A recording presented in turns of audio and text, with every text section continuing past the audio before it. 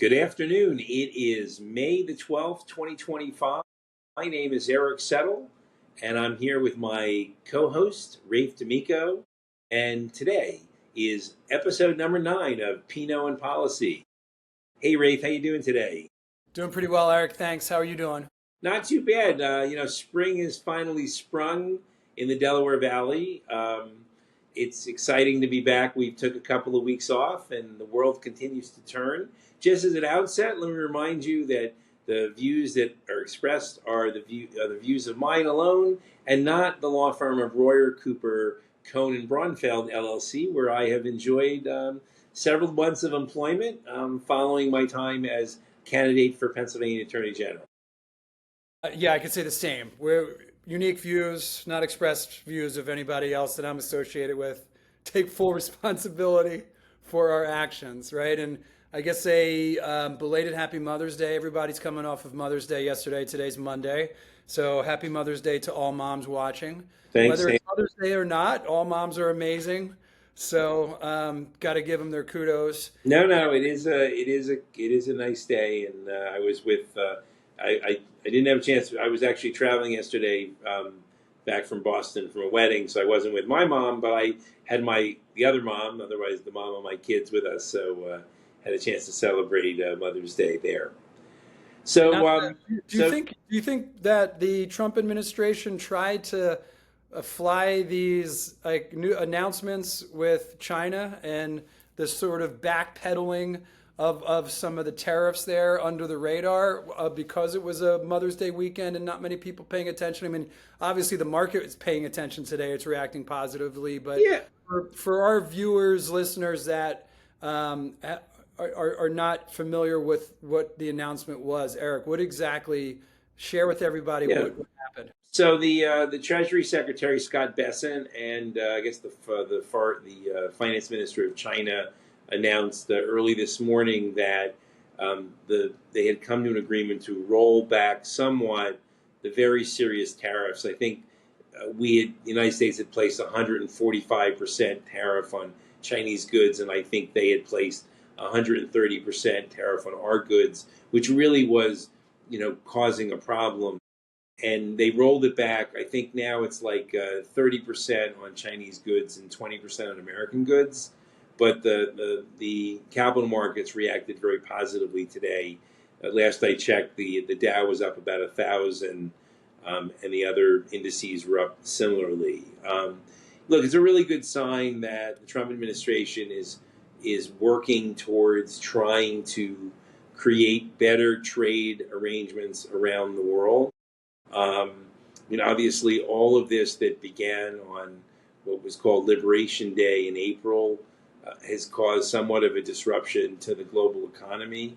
But the administration is being responsive, which is good, because I would have told you and may have said this weeks ago that I was afraid that they might have driven this whole economy off a cliff. And I think that they're not going to do that now. I think that this decision with China, as well as the first trade deal with Great Britain, means that the administration is serious about kind of turning down the temperature. And I think, particularly with China, look, whatever you feel about that government and how they treat people, and that they are a global rival for us militarily, the fact of the matter is that the Chinese economy and the American economy are very much integrated, and that major tariffs would have a negative impact here.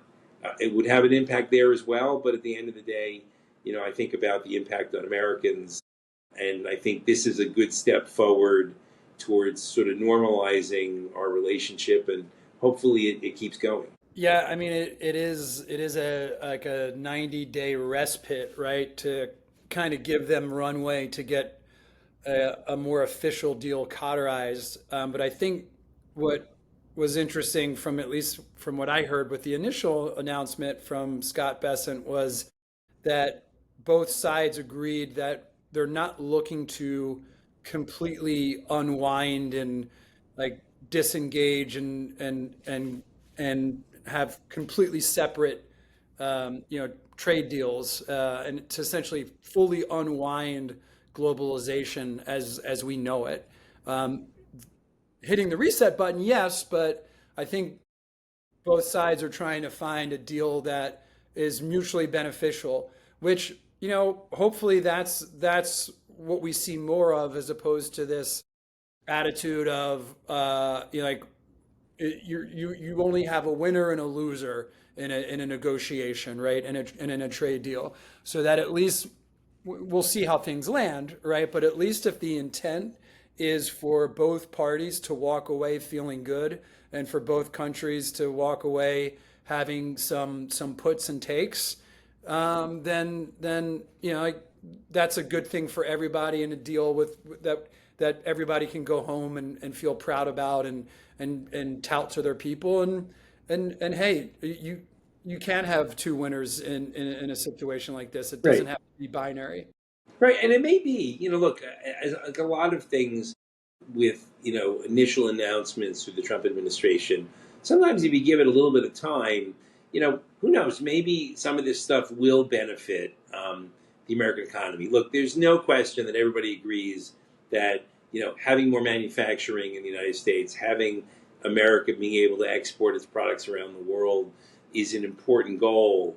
And, in some ways, when you look back, it may be that this works, but you just sort of say the disruption and the concern, and even your point is like, look, like with the reciprocal tariffs, there was a 90-day extension, so that runs out in July. Obviously, this one runs out maybe a month later. So I think that's I was saying before to you that you have this sometimes with the government shutdowns and the government spending deadlines, and you kick the can down the road. But I guess at the end of the day, I'd rather kick the can down the road, because also what happens is then there's an opportunity to extend it further. For example, the TikTok deal that was supposed to go into effect at the essentially the day before the president was sworn in, that continues to be extended. So I think turning down the temperature on a trade war that I don't think anybody thinks we actually need is a good thing, and will help American business try to operate going forward. It is, when I talk to business people, it is difficult because it's very hard for them to plan, because even with a 90-day extension, it's like, okay, but I'm really planning 6 months, a year in advance.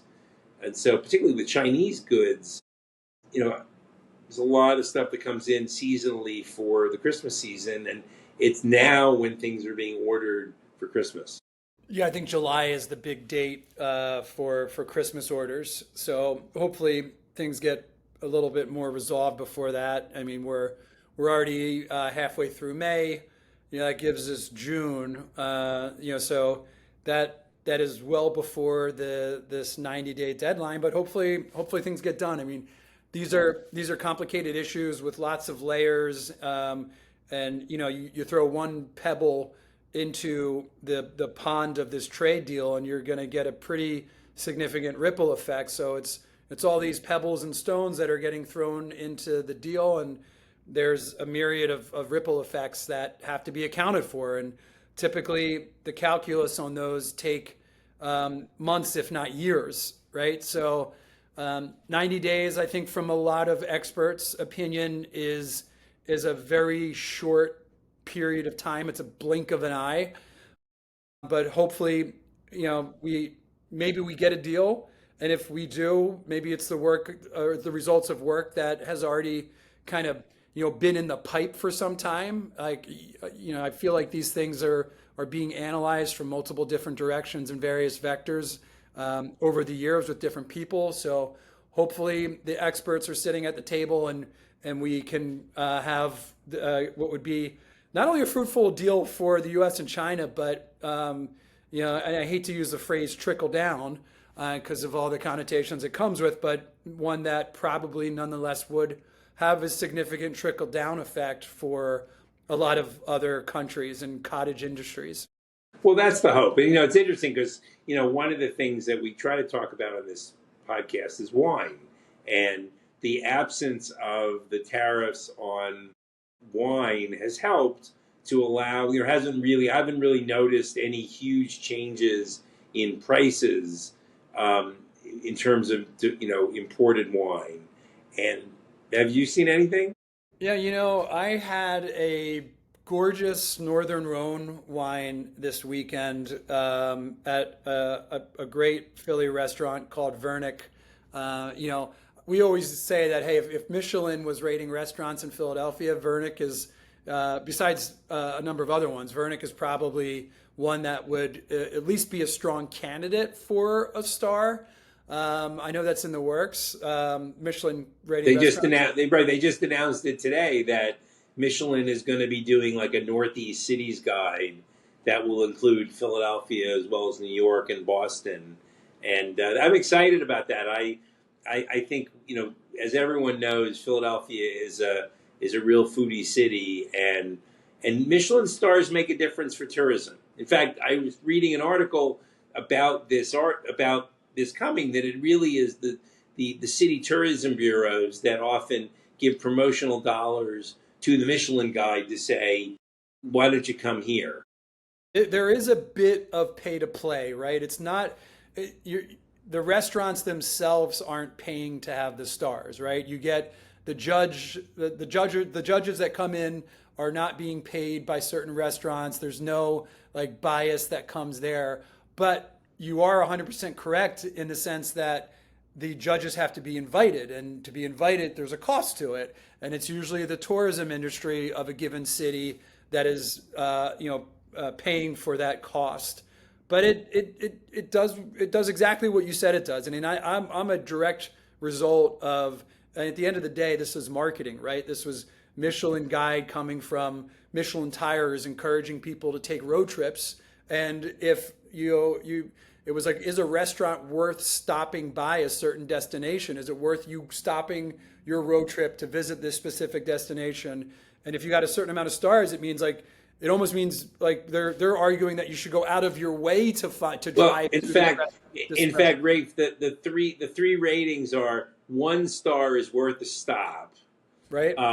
2 stars is worth a detour, There and you go. 3 stars is worth a journey. There you go. So, and I literally, when I travel, will base a lot of my travel, or at least the time that I'm spending in a given city, through the Michelin Guide. I will look because they are very good. They've got the credibility for years. They're considered very harsh critics. And if I have a chance to eat at a Michelin rated restaurant when I'm traveling, it's at the very top of my list. I will go out of my way to do it, and I will gladly overpay. I'm a very frugal person, except when it comes to food and wine. So hopefully this happens for Philly. Like I said, to bring it back full circle, French wines in particular, you can get some great value wines. The wine that I had this weekend was not overpriced, especially for being in a restaurant. It was under $50, I believe, which is a great price point. Many French wines, especially when you get to that upper echelon, and if you get to the upper echelon of the Bordeaux's and Burgundies in particular, you're going to pay a lot of money. And in Northern Rhone, if you're going to see like a Hermitage, you're going to pay a lot of money for a Hermitage. In a Southern Rhone, you'll see Chateauneuf de Pape's that can be a little bit pricey, which I know you and I have talked about before. And but yeah, if those tariffs came in, I think like all things, you would see a run on any country that had a high tariff. You would see a run on those wines. People Right. would be hoarding wines in their cellars. So just like when there's fear of gun regulation happening, people go out and buy a bunch of bullets and firearms. I think you would see the same thing, and it would pull a lot of people forward in the market. But ultimately, would it help domestic wine? I don't know. Well. So here's the thing. So I was reading an article recently related to California. So California obviously exports wines around the world, and where they're getting crushed right now is the Canadians have stopped buying American wine. And they are big consumers of Right. American wine. No, because they are very, and I would say appropriately pissed at the United States. You know why And they're pissed? It's because they can only drink Canadian wine now. No, I joke. I actually, it's funny. It's funny. I actually love Canadian wine. That was really truly just a joke. It was an easy joke that I shouldn't have taken, but I have had the opportunity of going to Niagara on the Lake a few Okay. times. And besides the fact that it is just a gorgeous part of the world, and Canada in particular, they've got some great wines there. And I had you know, unbeknownst to me that we were going to have this wine conversation about tariffs and some of the impacts of it. I also had a Cabernet Franc, 100% Cab Franc, which you don't see that much of, from a gorgeous winery in the Niagara on the Lake region in Canada, on the Canadian side, called Twin Sisters.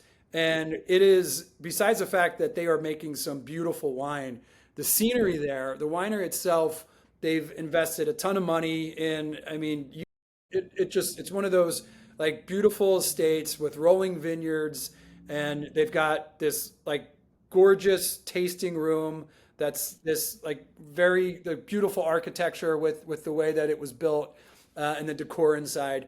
It's everything you would hope to find in a winery, and the staff is great. They've got a great restaurant there. If you're ever in the Niagara on the Lake region, I highly encourage you to go to Twin Sisters Winery, and try their Cab Franc in particular. It's a delicious wine. Yeah, that's no, I agree. I haven't had a chance. I really I have I've been up to that region, haven't really had a chance to have that wine, but it is an interesting problem. Again, hopefully, again, the hope is that a lot of this stuff just sort of kind of quietly kind of resolves itself, in a way that makes people who enjoy wine of wherever, still make it reasonably priced.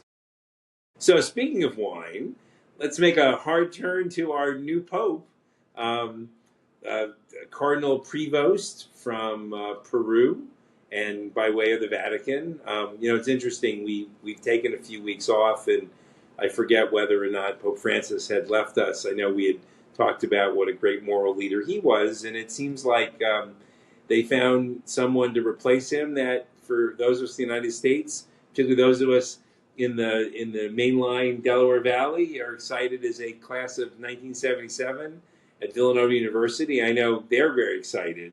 Yeah, and for the uninitiated, just there is actually a bridge between wine and what we're talking about in the sense that with Holy Communion, as a lot of Catholics tend to do, you have the Eucharist representing the body of Christ, and then of course the blood of Christ is the wine, and many people are familiar with the one of the many miracles by Jesus where he turned water into wine. So, wouldn't that be a great trick if we could pull that off, right? There'd be plenty of there's plenty of wine in the world, but it's interesting to see, like the role that the Pope plays, and there's been we were talking, before we started the podcast, there's the Vatican and the Pope have almost had a little bit of a pop culture moment, right? In the sense where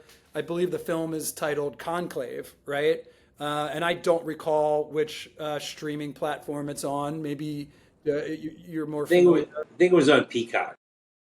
But like a very well done film and got a lot of attention, because of all the mystique and the esoteric aspect of the decision making that goes into choosing the Pope, and obviously there's deep, rich history there, and it goes back to the time of the Roman Empire, and like people maybe question. Like the Pope certainly has significance to modern day Catholics, but does the Pope still have the same significance in the world from a foreign affairs perspective, where the Pope used to play a very large role? And if you even go back to, as recent as the Cold War with Pope John Paul II, right? I mean, Right. here you had this Pope who came from Polish descent, and I believe he was similar to the year this current Pope was born, or right around then. I believe he was coronated in '78, Right. and That's then correct. went to He went to Poland in 79. Now, keep in mind, this was when Poland was part of the former Soviet Union, Right. part of the Soviet Union where you could not worship any religion, let alone Catholicism. And you had a country of, I think, 35 million Poles, and of the 35 million, 30 of them still were practicing and identified as Catholics. So for them to have a pope that came from their country and then to actually come and visit their country, a lot of people associated his visit with empowering them to have what became known as the Solidarity Movement. And that Solidarity Movement, 10 years later, kicked off what people consider the end of the Iron Curtain, the end of the Soviet Union.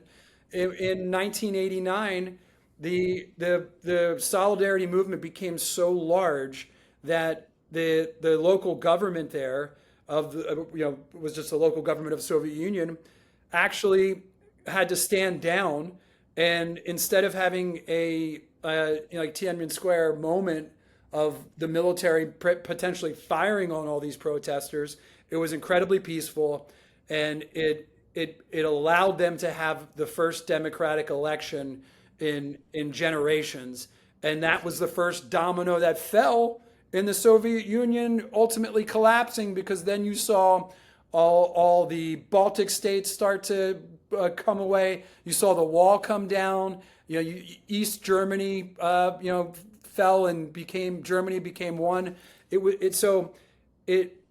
I don't think it's a stretch to say that the Pope can still be incredibly relevant from like a foreign affairs perspective too, and even in recent times played an incredibly significant role. So I'm very curious to see what this Pope brings to the table and what it means for the countries and the cultures, because everybody now wants to take ownership, right? It's like Right. the Philadelphians are saying, "Oh, he's from Villanova, he's one of ours," and the people from Chicago are saying, "Oh, he's from Chicago, he's one of ours," and and you mentioned his like Peruvian descent, so Right. it's fun to see people like wanting to take ownership. No, I think, and it's interesting because the movie, because of the movie, I think a group of cardinals felt more comfortable having a conversation with the New York Times. And yesterday there was an article in the New York Times that really described what happened here, and that this was not someone. This was the Pope was a relatively new cardinal who'd had this great career both as a missionary out in the field, but also had like a significant role in the Vatican more recently. And slowly but surely, they coalesced around him. And it's actually a kind of a cool story. And again, if you've seen the movie, it feels a little bit like the movie, where all of a sudden someone that no one expected, and frankly, no one really expected him to be the Pope, was selected. And I think it's look, as someone who's not Catholic, but is Jewish, has enormous amount of respect for the Catholic Church and for the Pope, who can be this sort of moral leader.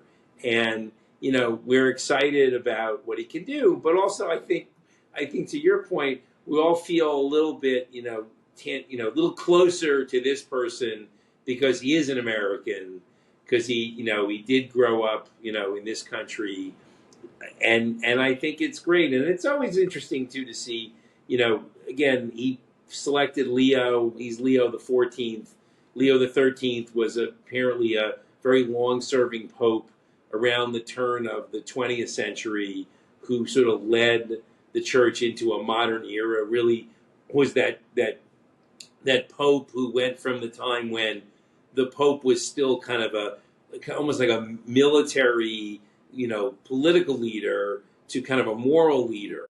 And it'll be interesting to see what happens. And we know that when the Pope comes to America, as inevitably new popes do, he no doubt will swing by Villanova. The president of Villanova has already invited him to do a commencement address.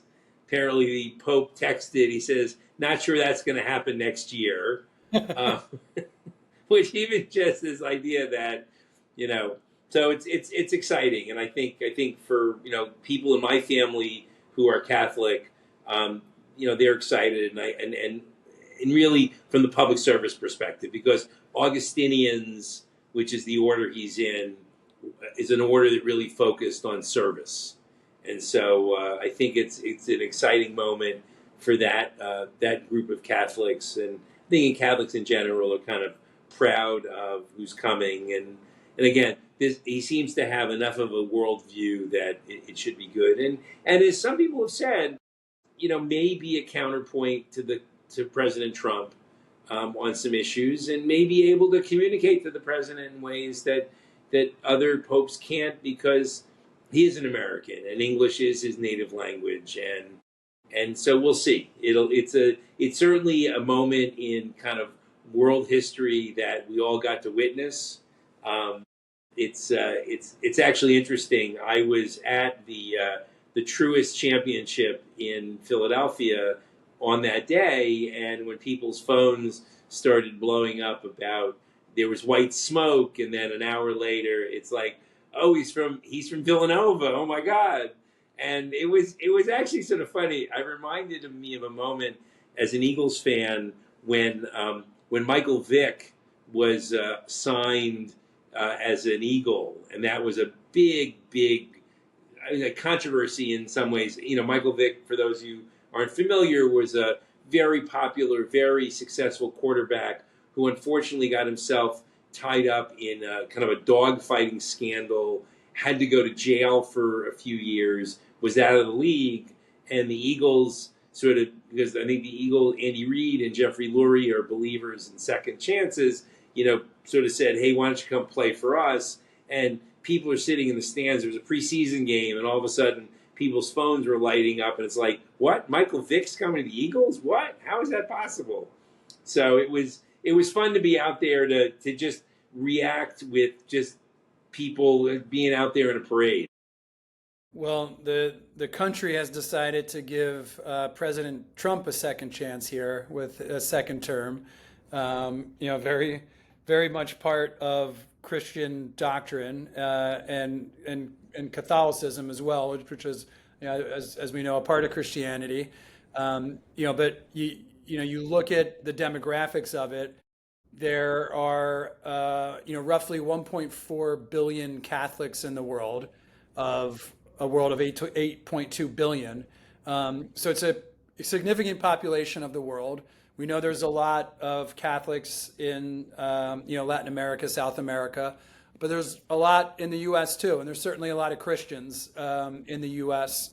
So maybe that was part of the decision-making process. Like, right? Well, who knows? I didn't get a chance to read that Times article yet, Eric. So maybe did they comment on that as far as like what was there any insight into the thought process or the decision-making process of the U.S. Cardinals, and whether it was how they voted or just how they feel about the fact that it's a U.S. Pope? Yeah, in other words, he was sort of described as the least American of the American popes. Right. Because he really had spent so much time out of the country. And I do think there was kind of a subplot. I mean, again, the question is whether or not, his Americanism helped him. There's always this feeling that would never happen. But the fact of the matter is that, the American Catholic Church is very important. And look, they raise a lot of money for the Catholic Church. So it's interesting. It was an interesting article to read. I reacted more like the kind of that human moment when someone suddenly realizes that this is happening, probably something that he didn't expect to have happened. And the other part of the story that's kind of interesting that Cardinal Dolan told is that, in fact, that Pope Leo was actually sitting in the same chair in the conclave that Cardinal Bergoglio, who grew up to be Pope Francis, was sitting in. So clearly there's a lucky chair in the Sistine Chapel. Yeah. So... But it was great. It was a great moment, and again, I think for the whole world, I think very few religions have like an undisputed leader, and I think people have always just sort of gravitated to that person as someone who can speak for the world in a moral way. So speaking of people who will never be pope, Governor Josh Shapiro I was at a event the other day with him, and it was supporting the Philadelphia Youth Basketball League. There's a new center called the Alan Horwitz Six Man Center, which is a rec center up in Hunting Park, which is really very, very impressive. They were doing a fundraiser this week, and the governor was given an award. Is that a And reference to the fact that most Jews aren't as good as basketball? The best they could ever achieve is the six man? well, I hadn't thought of that, but the governor did tell a story about how he came up to play with the kids, and they were not giving him any quarter. I mean, they were playing Good for hard. them. Josh apparently played high school. He was a point guard in high school, and so he was there, and it was good to see him. One of the things that I observed is, security's a little bit tighter around him now. I think it's a function of both what just happened about a month ago on Passover at his home, but also the recognition that he really is now more of a public figure after the VP stakes. Last year, he really is someone that is on the short list for bigger and better things. Yeah, I'm sure it was a very sobering, surreal, an intense moment for him and his family to realize that, hey, along with all these great opportunities and sacrifice that they're probably well aware of, the privacy sacrifice, but then the safety sacrifice is something that you hear about, and maybe until it actually hits you the way it hit the Shapiro family, it's one thing to speculate on things like that, but it's an entirely another one to actually to go through the trauma of it. So hopefully Yeah, his family is enduring and giving him the support to continue on in what looks to be a really promising political. I mean, he's already had an incredible political career, but I think a lot of people have an incredibly high ceiling on his potential. yeah. I think no. I think you're right. And I did ask him about it, and he said they were doing okay, which was Josh's way of saying, yeah, we're doing okay. I mean, it's not. It's. I've known him a long time, and I think this was scary because the one thing about him is he really is a good person, and he really does love his family. And I think any of us who have worked in public life know that there are sacrifices that you make to do it, and but there are sacrifices that are just the bar too high, and so hopefully this will not dissuade him from wanting to continue to serve both the Commonwealth and I think as we've said on this broadcast before, I think he's somebody who clearly will be looking to be a candidate in 2028, and I think he's someone who represents a center part of the Democratic Party where I think there's a lot of support. So it was nice. It was nice to see him. He's really, as usual, he's charming, he's funny, he's witty. He's just, we're very lucky to have him as our governor. So that was good to see him and good to see he's doing well. So the other thing I wanted to talk about, I mentioned the Truist Championship, and the fun part about that is, having a chance to see Philadelphia in the spotlight. Obviously lots of long shots of the Center City skyline. We're all big boosters. I know you live overlooking one of the iconic buildings in Philadelphia. But it's also fun to kind of listen to the broadcasters kind of wax philosophic, both seriously and figuratively about us. I mean, there were references, several references to cheesesteaks. It seemed like the only cheesesteak place left in Philadelphia is Angelo's. It Right. seems like that's where everybody went. Had Uh, secrets out, right? Like it used to be Geno's and Pat's and they were really tourist traps. I mean, they stay open late, so they get the late night bar crowd that I think would just eat anything at that point when you have, if it's 3 in the morning and you're overly served, steak them on a hot dog roll with cheese whizzle tastes good and suffice for a cheesesteak. But Angelo's has really kind of solidified itself as like the place to go and one of the best cheesesteaks. It's in It's right in South Philly near the Italian market. It's like right at the end of the Italian market. So it's like the neighborhood kind of loves it slash hates it. Right. It's been so successful that the owner opened up like another version of it, like basically the same cheesesteak, but he partnered with Bradley Cooper and opened up. I think it's called something in Coops. I forget the name of it, but it opened up in the East Village in New Yeah, York yeah, City. in New York City. You're right. I Yeah, heard that. and it's just been gangbusters. I've walked by it a few times, and there's been lines. I used to actually live 2 blocks from that exact spot in my old New York City neighborhood.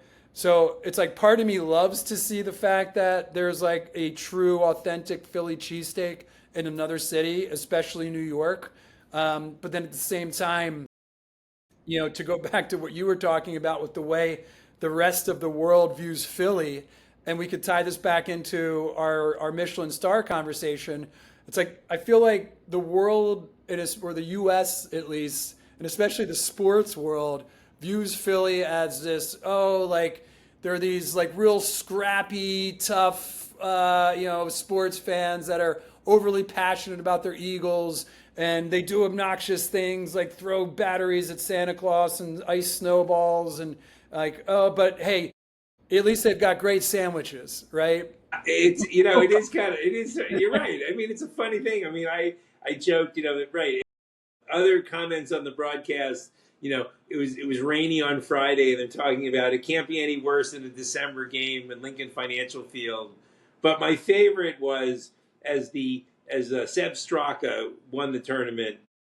Only Jim Nantz could say, and like 56 men who signed the Declaration of Independence only miles from here, Seb Straka is about to add his signature to his winning scorecard. I mean, how far in advance did he write that line? Is the Yeah, question, I right? always, I always joke about that. Like, I don't know, but clearly the producers were working hard to put every Philadelphia reference in. But look, I'm a big fan of this city. I love it when people get to see beautiful views of our place. So it was fun. It was fun to support the community. And the good news is the PGA is coming back next year. The PGA Championship's going to be in Aronimink Country Club out in Newtown Square. So I think Philadelphia. I mean, 2026 is going to be a great year for Philadelphia. The All-Star Game is coming. The PGA Championship is coming. The World Cup is coming. It's going to be a lot of fun to be around here. And I hear, speaking of the Declaration of Independence, it's the 250th, or if you want to be really wonky and sound cool, depending on the audience at least that you're talking to, I believe the proper phrase is the semi-quincentennial, It's right? like semi-sesquicentennial or something. I believe it's semi-quincentennial because Okay. think about it, if you know, is it? Well, it's We'll have to look it up. 250, so it's half to 500. Right. So semi-quincentennial. Quin would be 500. I think Yeah. it's semi-quincentennial. Let's look it up. Let's look it up. Okay. So we'll keep what is, let's see. We Centennial. It is semi-quincentennial. Right, so halfway to 500, which Well, we're is, going to be there. We're going to be well, I there. don't know if we're going to make it. I'm not sure we're going to make it to 500. I'm not sure I'm taking bets on the tricentennial, but maybe my Gen X co-host will make it to 20. What is it? 2076. I mean, that'd be nice. It'd be nice to actually get to a 76. That would mean I'd be 100 because I was born in the bicentennial year. I was born in 1976. So to get to 300, the tricentennial, I'm assuming what it is, That would be it. that would be cool. That would be cool. All right. Well, when you But get for now, there, give me for now, I just want to make it to next year. Let's just make it to the 4th of July, on not two. only this year, but in 2026. That would be really cool. I That think, sounds you good. know, I think a lot's going to happen between now and July 6th. There's been no shortage of interesting days, as we keep saying. Plenty of things for us to comment and talk about. For people listening at home, or wherever you're viewing or listening. Please continue to comment, watch, subscribe. You can watch us, of course, on YouTube. We're now on Apple Podcasts and Spotify Podcasts. So we're expanding, we're growing. And a little teaser, we will very shortly be having some guests join us. So you won't just be hearing Eric and I talking about these interesting little to-dos and what's going on. We'll bring some other guests. If you have any ideas for guests that you'd like us to have, like us to see on an episode, please put them in the comment box. We're open to bringing other people on. But on behalf of my co-host Eric and myself, thanks for tuning in. And until next time, make sure you're drinking plenty of Pinot and hopefully absorbing all the policy more than the alcohol. Sounds good. See everybody soon.